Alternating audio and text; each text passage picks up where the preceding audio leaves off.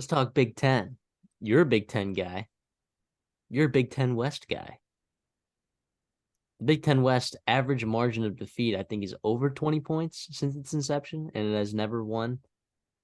It it Big was Ten. a it was an LJ Scott reach over the goal line away from getting a win.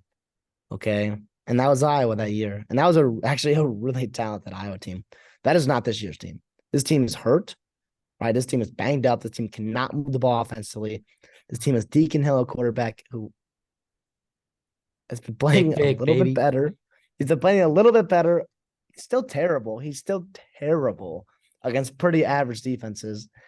And yeah, Michigan, the line is at 22.5 or 22 right now. I think it's a little bit higher. By the time you'll probably see this video.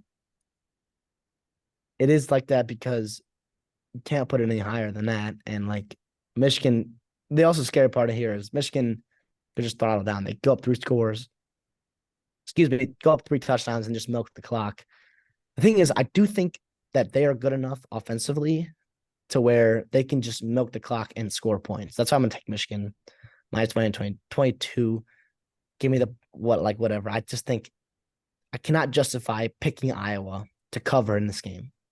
I try to come up with explanations. I get it that they're pretty far out there, but I just cannot justify logically picking them over Michigan to cover this game. Yeah, give me Michigan minus 22. What is the total for this game? I believe it's 33.5 or 35.5. I'm sorry, 35.5. 35.5. So then what's the implied score here? Minus 22, right? So it's 28-7 around there, just about. I mean, I know Iowa team totals. Yeah, that's what I'm saying. Like the team total, I think for Iowa's at 6.5 right now, right? Can Michigan put up 28 points on this Iowa team? Yes. It is a different athlete on the field that they're playing. Penn State put up 31, right? And that was with a healthier Iowa defense. Yes. I get it. That was the whiteout. And that was the whiteout.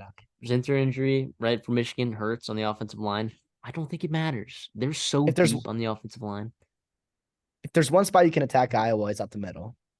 Yeah. I think, in my opinion, this year is the exception, right? You think way back to the summer, they had their D lineman, the best D lineman, interior guy, suspended gambling. He would be a big piece in the middle there. They've tried to replace him. They've been banged up too up front. No, not this year. Yeah, no, it's Michigan 35-0. 28-3, 24-0, 27-3. These are all scores that seem very reasonable and all cover. Do you think there's a Jim Harbaugh effect here? Nobody's talking about that, by the way. Jim Harbaugh's actually back on the sideline. He's back. And he's back. That has to be something, right, for Michigan. I think Sherman Moore did fine. And then they used part of that, as motivation and fuel. And obviously that helped a little bit. Is there a letdown spot here, though? I'm not saying Iowa wins, but we play it. The line's so big here. We got to think about something to, what happens if this is a fourth quarter game? What happens to lead up to that, if that makes sense? Well, J.J. McCarthy's gets taken up in a helicopter because his entire body's snapped in half. He's unable to play. Then their backup quarterback for Michigan, his arm falls off because he has scurvy or something. And then their third string quarterback, his leg needs to get snapped off by a bear at halftime because he decided to go take a pee out in the woods and a bear attacked him. And then their fourth string quarterback, dude, this is going to be there's no scenario where I could see Michigan not winning this game by double-digit points. I think the only scenario here is you have a mega letdown spot in Michigan. Because the only game you are penciling in right now in conference championship play is this game. Everyone, and you're putting in Penn. You are pretty much putting in Penn. After a big Ohio State game, you get back Jim Harbaugh, you think everything's okay. And all of a sudden, Iowa pulls an Iowa, and they have, muff punts from Michigan. They have turnovers. Iowa gets a special teams touchdown and things like that. That creates, these short fields, explosive plays. Deacon Hill hits a guy deep, somehow actually connects to him. Is it likely? No. The thing here is, if you're Michigan, and think about it, like if you want to beat Georgia, if you want to beat Oregon or Florida State or whoever you're going to play in round one, you have to rely on JJ McCarthy. I think. Not rely, but he has to make plays for you. And I do think that this staff, right, you don't want to get him hurt. You don't want to trot him out there and throw the ball when he shouldn't have to. But I do think there's some value here. If you're Michigan, you don't care about covering. You don't care about style points. You want to win and be healthy. That's all you need. Let JJ McCarthy, let it fly. And that's where Iowa can take advantage of tip passes, interceptions, strip sacks, weird things that happen. Whenever you put the ball in the air against Iowa, weird shit happens. Okay, I know. I'm a Minnesota fan. I know all about it, including when you kick a ball in the air and a punt, right? But like that, to me, that's where it's like, okay, if Michigan decides, hey, we don't want to cover today, like if this is Penn State, without a doubt. I'm hammering Penn State because Jane Franklin wants to cover. But I do think Jim Harbaugh doesn't give a shit about covering. He wants his team to be ready and prepared. And I think Iowa's because they have a good defense, right? I think this is a good spot for you to be able to, hey, let's test our offense. Let's test our line, make sure everybody's ready. Use it. I'd say like preseason, but like let's try stuff. Let's make sure that we're humming. We didn't need the quarterback against Penn State. We lean on our running game against Ohio State. We had some turnovers to help us there. Let's actually play complementary football on offense. Is that crazy?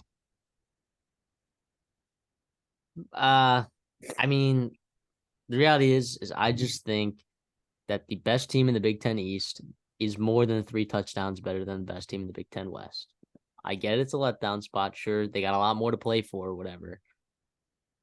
Jim Harbaugh's first game back, even if they run the ball, even if they elect to run the ball every single play in the second half, they did that they didn't do that exactly against Ohio State, but they ran the ball a ton against Ohio State in the second half.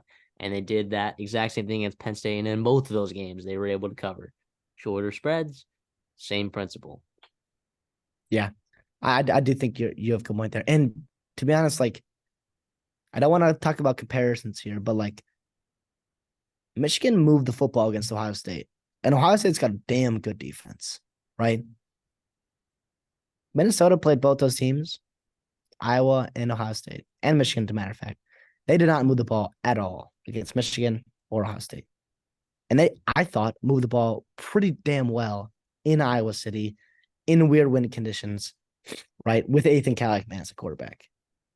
I do think Michigan here can put up 42 points if they want to. If they really want to. I think there's value in taking the over. But at the same time, like if this was played on Madden, like they didn't care about staying healthy or whatever, if injuries were turned off, like Michigan, I would take the over without a doubt. But yeah. And did you see the thing about Iowa's team total? 1.5? Or on each half, it's like 0.5. It's juiced to the under too. What's your thoughts on that? Like, is there any value in just sprinkling a little bit? Okay, let's have fun. Let's hope Iowa scores here. Turnover, blocked punt. Like something has to happen where Iowa has a chance to score. I cannot justify taking a bet where a team total is at a half of a point. Believe me, I've taken team totals at like 9.5, like first half team totals at 9.5. I've live bet second half totals that are like single digits. I believe me, I've done that. A half a point is where I draw the line. I don't think you bet it. I don't think you bet it. No, why? Why would anyone, and people who think they're sharp, they're like, look, even if it wins, right? Say you bet the under, right? You're like, oh, that was sharp. Oh, I knew it was gonna shut him out. Like, no, you didn't.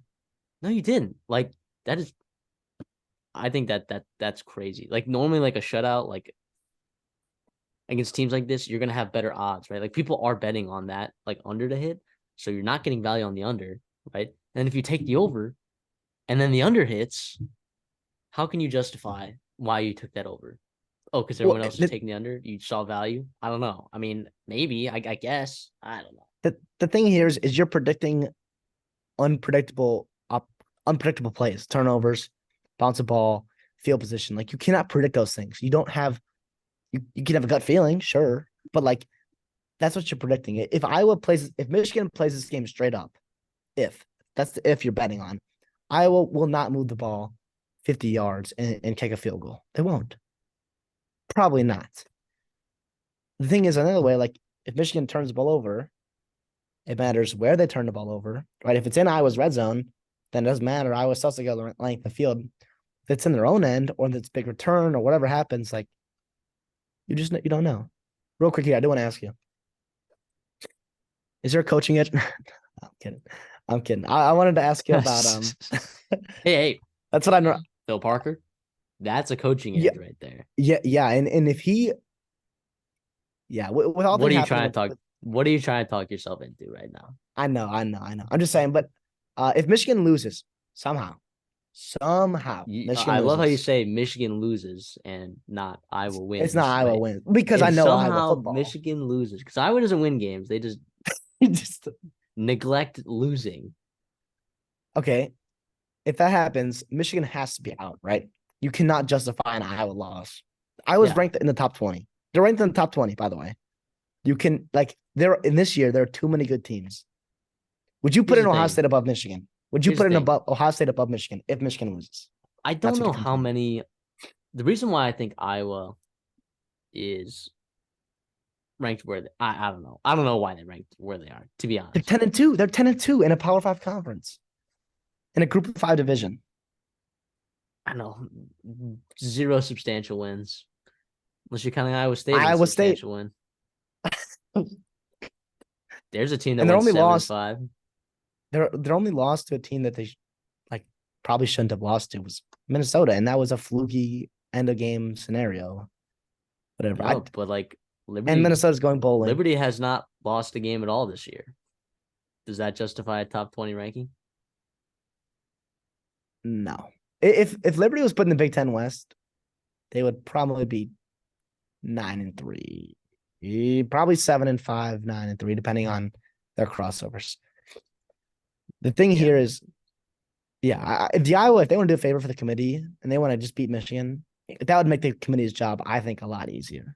Oh yeah, because then then basically it's not necessarily easy because if Michigan loses, but then Georgia wins and actually no, because then you're put in because then either the Pac-12 winners in, right, and then Ohio State or Texas just jumps. You're still gonna fight Texas, Ohio State, but the thing is here, I would love not only for chaos to ensue, but for a Big Ten West. The final year in the Swan Song, the Big Ten West, wouldn't that be funny? And that's exactly what Kirk Ferentz said. He said, wouldn't it be funny if they won?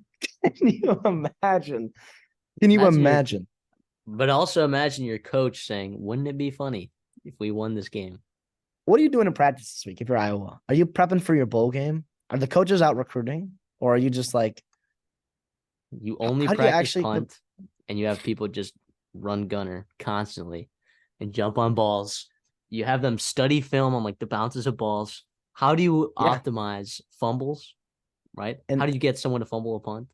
Hey, D-line, here's what we're doing all week. You are working on tipped passes. Anytime JJ McCarthy goes like this, everybody straight up. Hands up. Getting passing windows. Weird shit has to happen. The thing is in Lucas Oil, weird shit doesn't really happen. Most part. To be honest, the Big Ten championship games have kind of not been competitive for a while. I can only think of a couple games since they've went to this. I'm saying, dude, the margin of victory on average is 20 points in this game. And obviously, that'll change next year, of course. But yeah, I don't see it for Iowa. I think -22. If you want to take a bet in this game, take -22. Don't take the over 0.5 or the under 0.5 team totals. And I think we'll talk about that later, won't we? Yeah, I've also heard people. There's trying to figure out who I was listening to, or maybe I saw on Twitter. Someone was like, "Here's a bet for the Iowa-Michigan game. You're gonna take Iowa team total under, and you're gonna take Michigan team total over." And I'm like, "So the spread? So you're saying that Michigan will cover the spread? Is what you're saying?" What's the team total? Is it 6.5 or is it 7 for I? I don't know what Michigan's team total is at. I can go ahead and check that. It's probably 28.5. But I'm just just take the spread. Like just take the spread. Like Agreed. you're just basically at that point, like you're giving extra vig to the book then, because you're taking 2 bets at -110 instead of like just 1 bet at -110. Like you're losing. That's a great way to lose money, by the way, for you listeners out there. What happens if Iowa gets 2 touchdowns and then Michigan scores, 5 touchdowns, like, or what would it be, 6 touchdowns? Like it just like then or Iowa scores an 8 touchdown, and Michigan's like the spread is the way to go here. Don't get too fancy here. Iowa's team total is at 6.5. Michigan's team total is at 28.5. So just like that, why would you take that? Just take the spread, lads. All right.